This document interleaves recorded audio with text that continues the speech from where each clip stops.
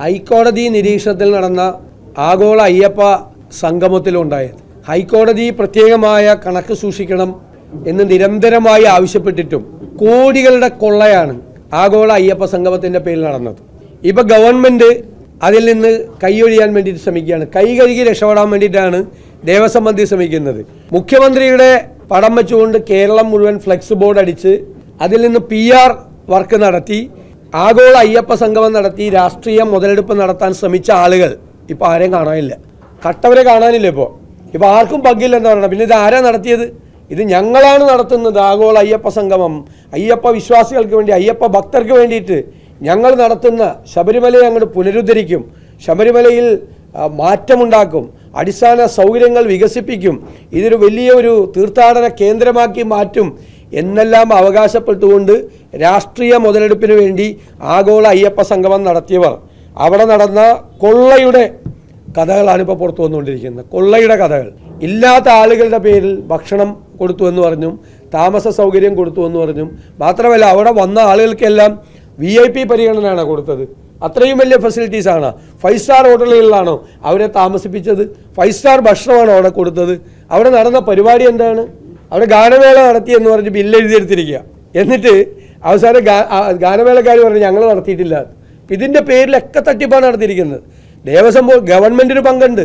കാരണം സർക്കാരിൻ്റെ പിന്തുണയോടുകൂടിയാണ് ദേവസ്വം ബോർഡ് അത് നടത്തിയത്.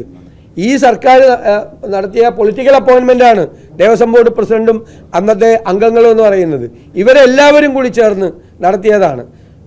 പല സ്ഥലത്തും ആൾ കുറവായിരുന്നിട്ട് സഹകരണ വകുപ്പിലെ ജീവനക്കാരെയാണ് ദേവസ്വം മന്ത്രി, അദ്ദേഹം സഹകരണ വകുപ്പിൻ്റെ ചുമതല കൂടിയുണ്ട്, സഹകരണ വകുപ്പിലെ ജീവനക്കാരെ കൂടിയാണ് അവിടെ ഈ കാണികളായിട്ട് കൊണ്ടുപോയി ഇരുത്തിയത്. ആളുകൾ വരാതിരുന്നിട്ട്, പലരും സഹകരിക്കാതിരുന്നിട്ട്. അപ്പം അതിൻ്റെ പേരിലും ഇത്രയും വലിയ തട്ടിപ്പ് നടത്തി. കിടക്കയുടെ പേരിൽ വരെ തട്ടിപ്പ് നടത്തി. ഇത് പണ്ട് കൊല്ലത്ത് ഒരു കോർപ്പറേഷൻ പരിപാടി നടത്തിയപ്പോൾ കുതിരയെ കൊണ്ടുവന്നു എന്ന് കണക്കെഴുതി. കുതിരയെ കൊണ്ടുവന്ന വാഹനത്തിൻ്റെ നമ്പർ എഴുതി.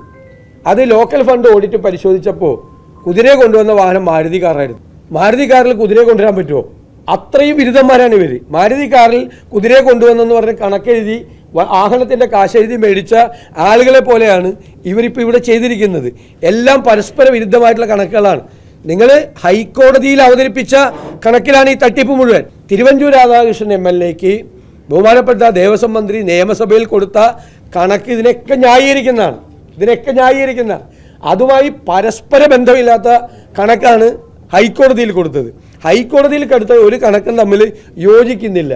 അയ്യപ്പൻ്റെ പേരിൽ വേണോ ഈ തട്ടിപ്പ്? എനിക്ക് മുഖ്യമന്ത്രിയോട് ചോദിക്കാനുള്ളതാണ്. അങ്ങായിരുന്നു ഇതിൻ്റെ മുഴുവൻ ക്രെഡിറ്റ് എടുക്കാൻ വേണ്ടി ശ്രമിച്ചത്. അയ്യപ്പൻ്റെ ചിത്രത്തെക്കാൾ 3 ഇരട്ടി വലിയ ചിത്രമാണ് അങ്ങയുടെ ചിത്രം ഫ്ലെക്സിൽ മുഴുവൻ കേരളത്തിൽ വെച്ചിരുന്നത്. അയ്യപ്പനെ കാണാനുണ്ടായിരുന്നില്ല ആഗോള അയ്യപ്പ സംഗമത്തിൻ്റെ ഹോർഡിങ്സിൽ. ശരിക്ക് അത്രയും വലിയ ചിത്രമാണ് മുഖ്യമന്ത്രിയുടെ വച്ചിരുന്നത്. എന്നിട്ടിപ്പോൾ എല്ലാവരും ദേവസ്വം മന്ത്രി അടക്കം എല്ലാവരും കൈകഴുകി പോയാൽ ഈ കോടികൾ കൊള്ളയടിച്ചതിന് ആര് ഉത്തരവാദിത്വം പറയും? കോടികളാണ് ആഗോള അയ്യപ്പ സംഗമത്തിൻ്റെ പേരിൽ കൊള്ളയടിച്ചത്. അതിന് കണക്ക് പറഞ്ഞേ മതിയാവൂ. ആരാണ് അതിന് ഉത്തരവാദിയെങ്കിലും നിയമത്തിൻ്റെ മുന്നിൽ കൊണ്ടുവന്നേ മതിയാവൂ. ഈ കൊള്ള തുടരുകയാണ്. 2019 കൊള്ള നടത്തി, 2024 കൊള്ള നടത്താൻ ശ്രമിച്ചു.